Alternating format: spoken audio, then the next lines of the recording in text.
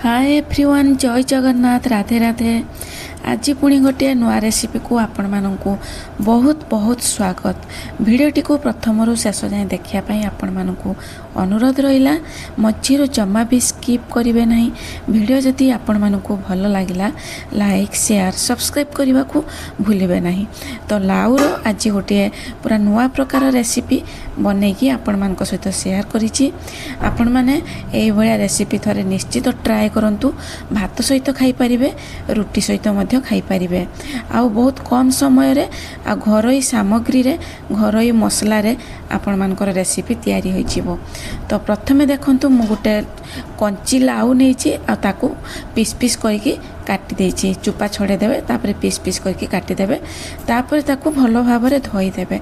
धोई सारला परे बेसिक मसला यूज करिवे। देखंतु बेसन मु 3-4 चामच पकै दिछि। ता सहित red chilli powder half teaspoon, हल्दी पाउडर हाफ टी स्पून, धनिया पाउडर हाफ टी स्पून, आ जीरा पाउडर हाफ टी स्पून। ता सहित स्वाद अनुसार लुण देदेवे। तापर गैस ऑन करके देखो गोटे कढ़ाई बसई देछि। सेथिरे सोरिष तेल देदेली। सोरिष तेल टिके गरम होला परे जो लाउ को मैरिनेट करके रखी से लाउटा को आम ए कढ़ाई रे देदबा। तापर ताको टिके भाजी दबा। गैस रो फ्लेम को लो टू मीडियम रे रखिकी लाउटा को भाजिबे। बेसी सिझेबे नाही, 85% सिझेबे। तो देखंतु मु लीड लगे नाही। तो यही भाया मु केवल भाजी देछि।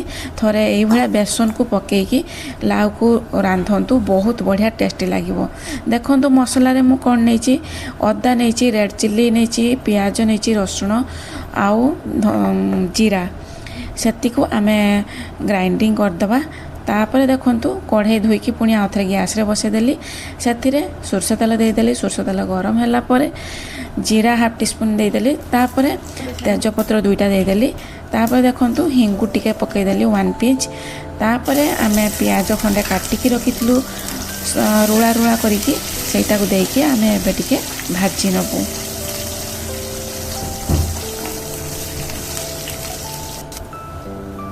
एबे देखंतु आमे जो मसला को पेसे के आनिथिलु सेटा को आमे एबे प्याज सहित देई दबु। तापर ताको टिके भलो भाबरे कसिबु।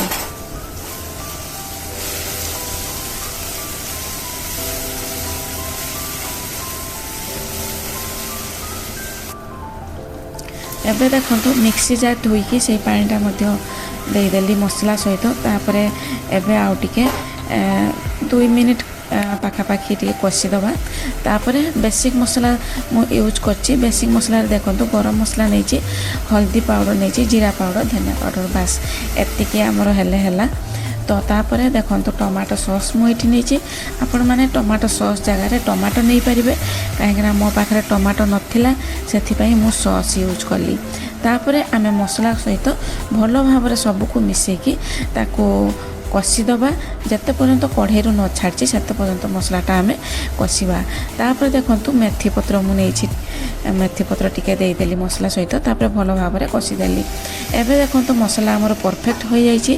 तापर जो लाउ को आम भाजी के रखिथिलु मसला सहित देकी भलो भाबरे एबे मिसेई दबु।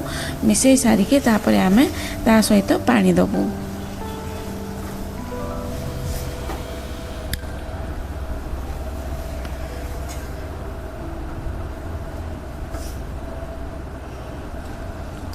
एबे लक्ष्य करंतु मसला सहित लाउ को भलो भाव में मिसेदेली।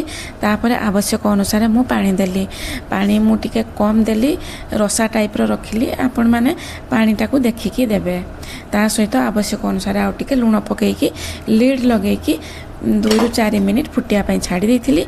एबे देखंतु हमर लाउर नुआ रेसिपी प्रस्तुत हो गला। एबे आमे ताको प्लेटिंग करिवो। देखंतु ता ग्रेवी केते थिक रहिछि आ देखिकी केमिति लागुछि।